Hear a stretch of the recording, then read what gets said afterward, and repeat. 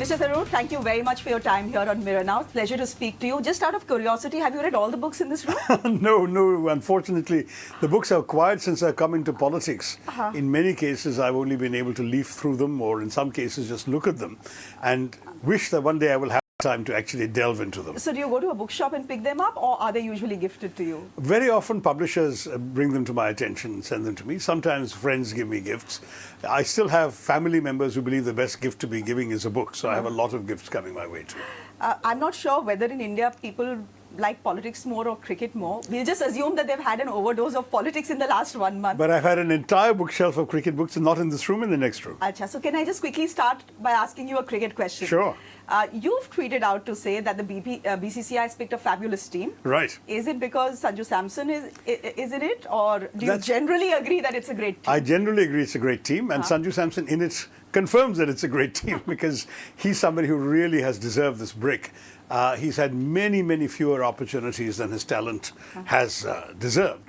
And I'm very pleased to see him there. Of course, as his MP and as somebody who's been following his career since he was 14 years old, I really do feel a particular satisfaction at his selection. But any question marks about Rinku Singh? Because that seems to have been a No, I think it was a straight fight between him and Shivam Dubey, and there's no question that in the IPL, Shivam has done very much better than Rinku. I mean, it's simply current form that they're concerned about. Don't forget the tournament starts almost immediately after the IPL is over.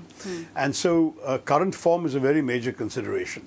And though Rinku has been an indispensable element and he's been good enough that he's in the travelling reserves, I think there's no question that in the straight shootout, who's going to be the finisher between him and Shivam Dubey has the performance this year to demonstrate. If you'd asked the question 2 years ago, it would not have been Shivam Dubey. But today it is. And the guy has improved, and that should be taken into account.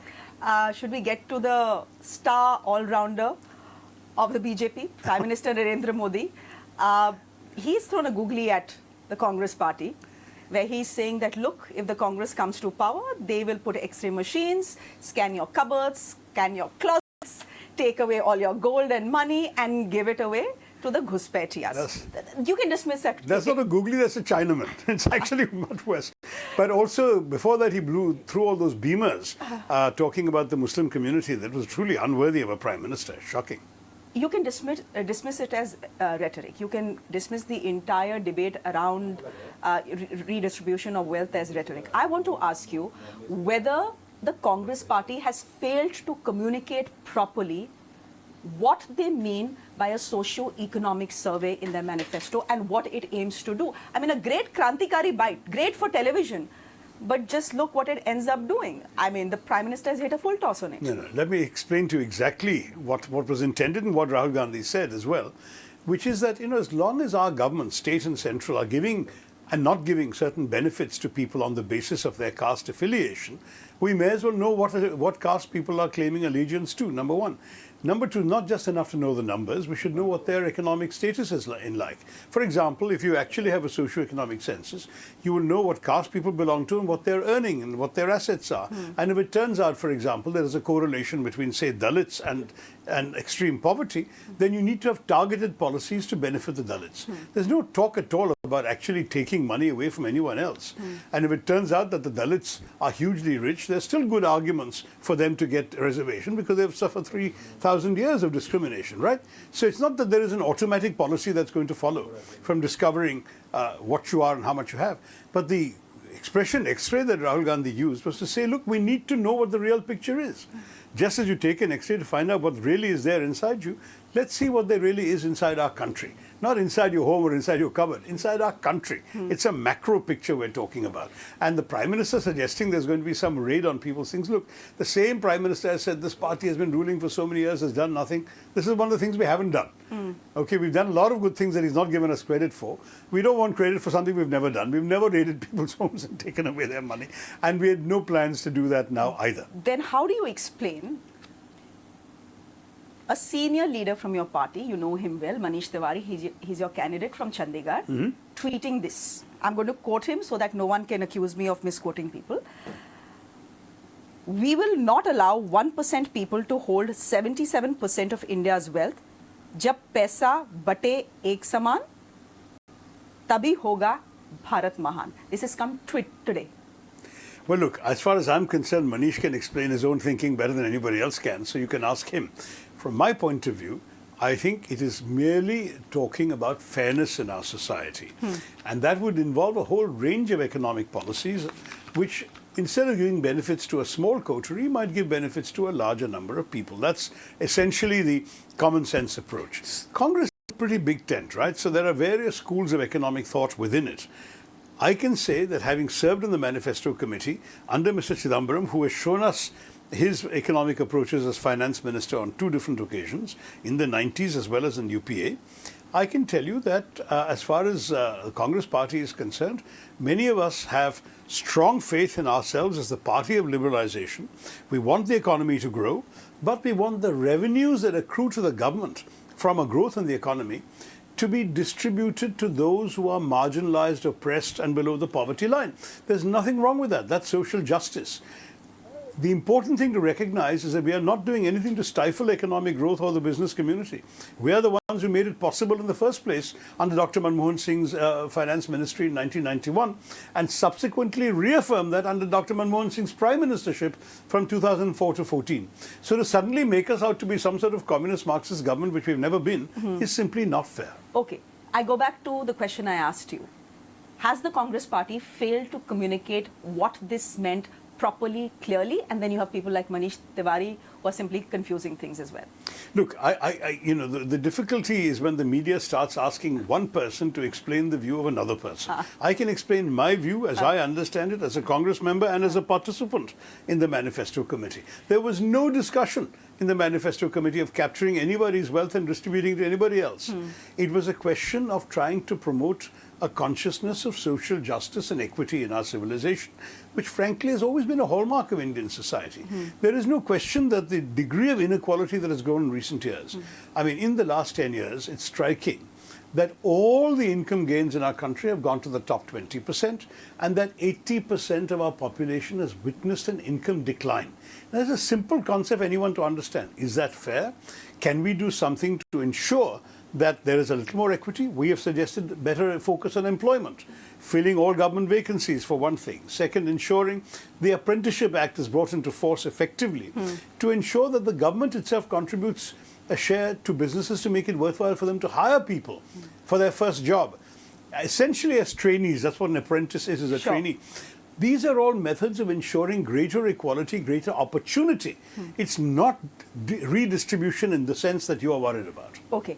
The BJP, sir, has dug out two ancient videos of Dr. Manmohan Singh, where essentially Dr. Manmohan Singh is saying that minorities, particularly the Muslims and the poor in the Muslim community, have the first right to India's resources. Did you listen to the whole thing? Sir, I have. Okay. There is one clip which is not the full thing. I understand that the BJP has put that out. We've heard the whole thing. We've seen the clarification that came in. But there is a second clip as well. Achha.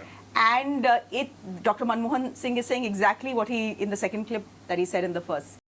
Essentially to say that the charge of Muslim appeasement does stick to the Congress party when the BJP pulls out these ancient videos. Look, I mean, if the Muslims have been appeased by 65 years of Congress rule, why is it that they are still amongst the most impoverished sections of our society, that they're underrepresented in the administration, in the police, in the army, in courts, and overrepresented in the prisons? Is there something wrong with our policies of appeasement that we haven't actually delivered any benefits to them? Let's be very honest and say there is no appeasement policy. The fact is that you are looking at disadvantaged sections of your society, whether it's women, whether it's disabled people, whether it's unemployed people, whether it's Muslims, whether it's people of the tribal belt. There are people in our society who need a little extra help. And the government has historically had policies to help them. That's all we're talking about. So, for example, we have a minorities ministry and a minorities commission. We have scholarships for minority students. We have scholarships for tribal students. We have hostels for girl students. Why do we do all this? These are categories of our society which we feel need a leg up so they can be on equal terms with the rest of us, who the privileged males or affluent females who have been able to benefit so far from our society. But is that assuming that there are poor people only in the minority community? No. and that there are no poor Hindus? Because that's the impression that gets conveyed. Impressions are being essentially goaded by the BJP into being conveyed. The truth is, you've seen Prime Minister Manmohan Singh made that speech pretty early in his tenure. He continued as Prime Minister till 2014. Did you see any policies that would imply that Muslims were given more than anyone else? Did you see any policies that favored minorities exclusively at the expense of the majorities? There was the quota.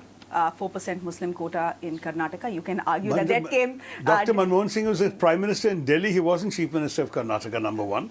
And number two, the government of India is responsible for the national policies. Each state government has the right to have its own policies that reflect its own socio-economic realities. In fact, we have a Prime Minister who talks about cooperative federalism, but likes to ride roughshod over other states. We are saying that when we were in power, we allowed the states to do what they felt was right for them, but we made national policies which had a certain vision of a more just, more equal society. Dr. Tharoor, can I ask you this? Is the answer to misinformation fake news? I ask you this question. I ask you this question because the Congress is, and Rahul Gandhi is saying this as well, that if the BJP comes to power, and when they come to power, they're going to mess with the constitution and do away with reservation. Where has the Prime Minister said that I'm going to do away with reservation? That's fake news.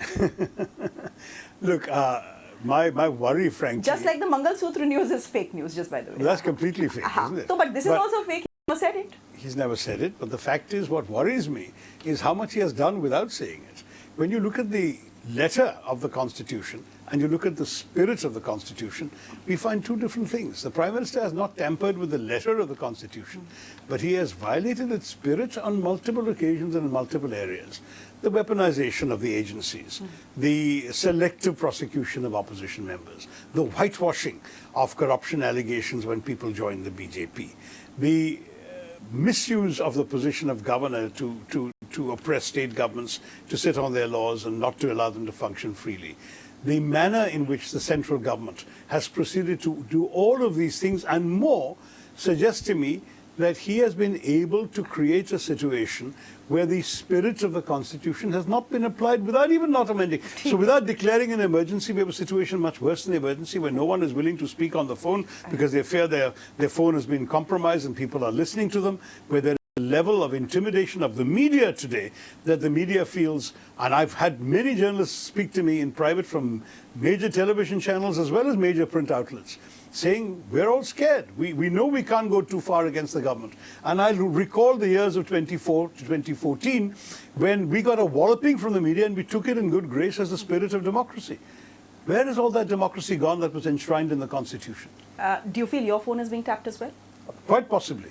I got a warning from Apple saying it was compromised. I just said, what the hell, let them listen. I'm not doing anything illegal. It's part of my legal right as a member of parliament from the opposition party to oppose the government. So I speak openly on the phone. I don't mind what they're listening to. Let them enjoy hearing about themselves. I'm speaking openly to you now, as long as you carry it. Everything will be carried. Good. As long as we stick to our time limit of 24 minutes. Otherwise, then it's chop, chop, chop. That's up to you. Mr. Tharoor, I'm coming back to the fake news question because you've seen the edited video of Amit Shah. I haven't seen it, but I've heard about it. So it's it's not a deep fake, it's a cleverly edited video where essentially the sense that is being conveyed is that if we come to power, the OBCs, the SCs, the STs will lose their reservation. It's badmashi. My point is, this fake video, which everyone knows is fake, even a 5-year-old will know it's fake, has been retweeted by Congress handles and the Telangana official Congress handle as well. Now, the Congress and its handles do badmashi, and you're accusing the BJP of trying to arrest your chief minister? No. If it is a fake thing, that it can be deleted. I mean, frankly, people make mistakes. I've been taken in. Do you remember the time when I tweeted my condolences on the passing away of poor Sumitra Mahajan, who had not passed away? I was taken in by a fake news thing, and I was very embarrassed. I had to call her and apologize. So it can happen to anyone. It's quite possible that the charge is that the Congress is the one behind that video. No, I doubt it very much. We've got better things to do, frankly. And also, I remember Dr. Manmohan Singh saying to me that the one subject that no politician of party in India will touch is reservation. It's, there's in America, there's this expression called the third rail. You know, the New York City subway, there are the two rails on which the wheels run, and the third rail on which the electricity runs. The third rail, if you touch, you're electrocuted instantly. Reservations are the third rail of Indian politics. No one's going to touch it. So no one is going to seriously believe that any politician will make a speech saying that. Even the RSS, which has said it in the past, was very quick to disavow it now, saying we've changed our mind, we don't want to abolish reservations. So no one is willing to touch the issue of reservations. So no one is going to take this as a serious attempt by the Congress party. The Congress party knows better. Acha. So, Mr. Tharoor, you've written for the Mathrubhumi this morning, and you say that there are, I'm just quoting you, that there are a few takers for Modi's bombast. And you are arguing that people who voted for Mr. Modi in 2014 have no reason to vote for him in 2024. Correct. Why do you say that? I said that those who voted for him in 2014 expected to get a job. If they still don't have a job 10 years later, why would they vote for him again? If people are discovering that they can't afford to buy at the market what they could buy in 2014, why would they vote for him again? If they're discovering that the money in their pockets, the income coming in, maybe even the jobs that they had are no longer there or has gone down significantly in quality and amount, why would they vote for him again? I'm saying people are beginning to think in terms of self-interest. You see, in 2014, don't forget, his original appeal was as the successful CEO of Gujarat Inc., which is going to be the Indian success story. That failed because of the disaster of demonetization. So 2019, they ran on national security, Pulwama, Balakot, and suddenly it became a national security election. Everyone forgot their personal woes and voted to defend the country from Pakistani terrorism. 24, neither economics is working, nor is national security working, because the Chinese are sitting on our frontiers, nibbling away at our land, and there are 26 out of 65 patrolling points where both armies used to patrol, where the Indian army no longer has access. So they can't claim national security, they've failed in national security. What does that leave us with? Hindu Hridaya Samrat, and so they're doubling down in Hinduism. But there are a lot of good Hindus who say, wait a minute, my mandir is my mandir. But I also need a job. I also need money in my pocket. I need to be able to go to the bazaar and buy things for my family. And that I can't do anymore. Maybe another government will do us a better shape. I can tell you, I'm not suggesting there is a huge mahal or a huge wave for the Congress party and the opposition. But I can tell you that all the reports we're getting is we are getting a lot of the benefit of the doubt from people about the BJP, and a lot of the BJP candidates are facing something they've not faced in the last two elections, and that's indifference, voter apathy. There are some BJP people who may not want to vote against the party, but who are not going to vote for it either. And that's why turnout has come down in some northern states. By about 2 to 3%. That's a significant number in our country. And in Uttar Pradesh, I think slightly larger. But who do the people of India vote for? You're saying if not Modi, then who do they vote for? They vote for the alternative in each constituency. The alternative is... It varies. It varies, but the national alternative is the India Alliance. Here's what most people who even sit on the fence will say. Look at this ragtag army.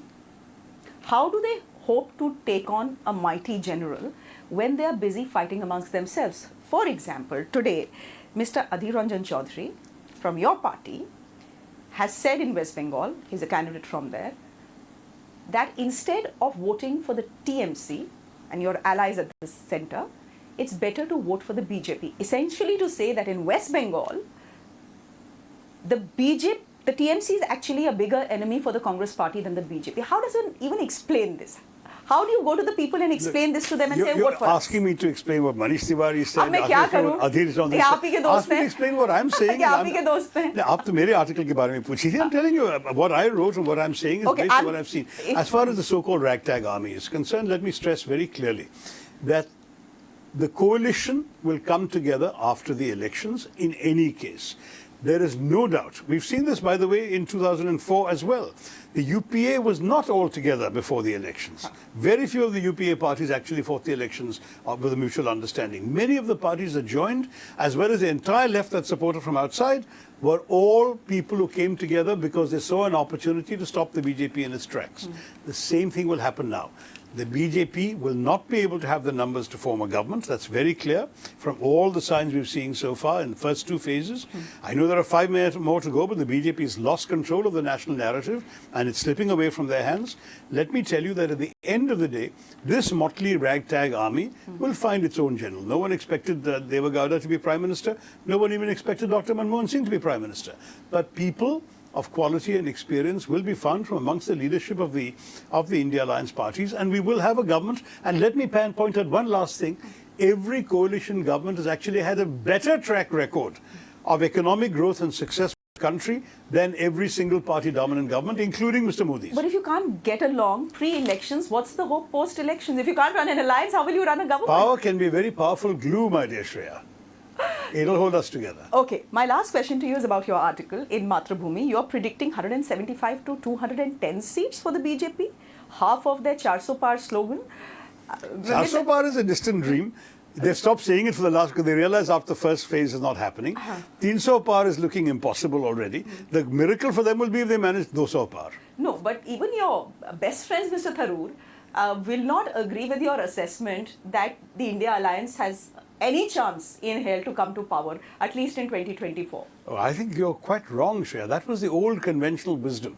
That conventional wisdom is fading away in the face of the realities. I think it's quite likely that this extraordinarily lengthy, protracted election season of 90 days, I mean, when I came into our country in 29 to contest my first election, 09 I mean, in 2004, the election had taken place in the same 543 constituencies over 20 days.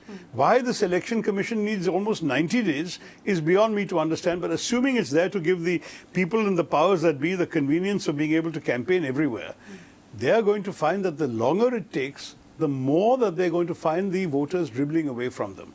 Because precisely all this old rhetoric, this Muslim bashing, scaremongering and fearmongering of the distortion of the opposition party's manifesto, all this stuff just doesn't work anymore. People are asking, what have you done for me lately? And you know, a friend of mine once said, politics is like a bank without a savings account. It's only the current account that matters.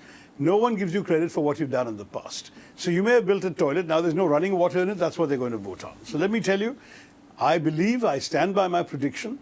The BJP is going to drop to a level where it will not be able to find enough allies to form the government, and the India Alliance will come together when the need arises to save this country and give it a brighter future. Dr. Tharoor, our 24 minutes are up. Thank you very much for your time. Thank you. Good to speak to you. Good speaking to you.